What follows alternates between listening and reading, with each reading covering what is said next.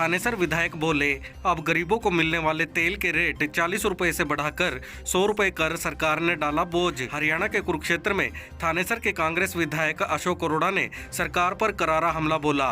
उन्होंने कहा कि बीपीएल कार्ड धारकों के लिए मिलने वाले सरसों के तेल का रेट 40 रुपए से बढ़ाकर 100 रुपए कर दिया। आरोप लगाया कि विधानसभा चुनाव से पहले 75% लोगों के बीपीएल कार्ड बनवाए गए और सत्ता में आने के बाद खुद ही कटवाने शुरू कर दिए।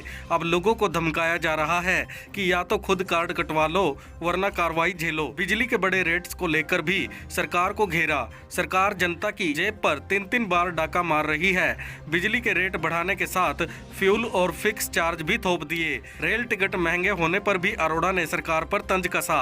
उन्होंने कहा कि एक तरफ सरकार रिकॉर्ड जीएसटी कलेक्शन की बात कर रही है तो दूसरी ओर रेल यात्रियों पर बोझ डाल रही है। सरकार किस बात पर चल रही है समझ नहीं आता।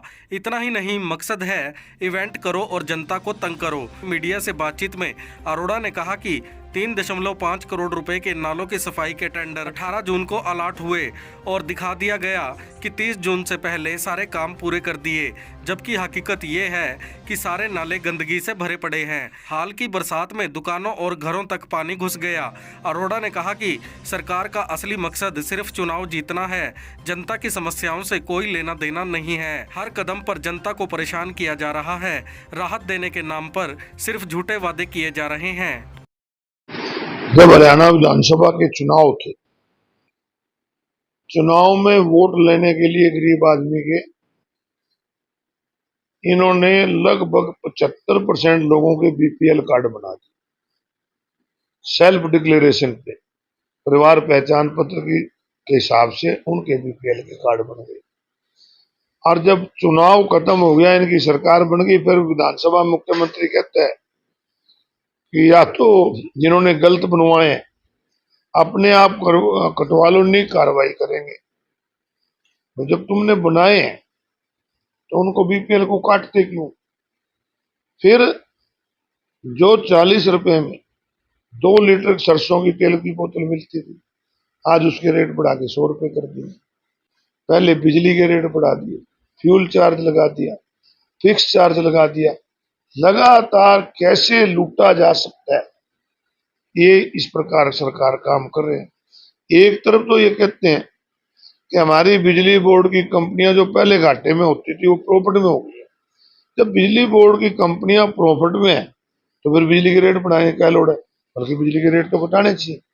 तो ये सरकार बिजली में एक तो फ्यूल चार्ज के नाम पे, एक फिक्स चार्जेस के नाम पे, एक रेट बढ़ाने के नाम पे 3-3 बार हरियाणा प्रदेश के जो उपभोक्ता हैं उनको लूटने का काम करिए। इसी प्रकार बीपीएल के पहले तो कार्ड काट दिया, रेट बढ़ा दिया। इनका मतलब सिर्फ चुनाव में फायदे के लिए, इनका किसी से कोई लेना देना। कि जीएसटी कलेक्शन आज तक के रिकॉर्ड पे है।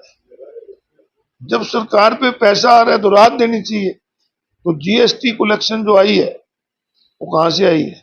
उपभोक्ता की जेब से तो गई है। तो एक तरफ तो जीएसटी कलेक्शन बढ़ाने की बात करते हैं, ये दूसरी तरफ रेलवे के रेट बढ़ा देते हैं। तो ये सरकार जो है पता नहीं किस बात पे चल रही है। इनका तो एक ही मकसद है, इवेंट्स करो और लोगों को तंग करो।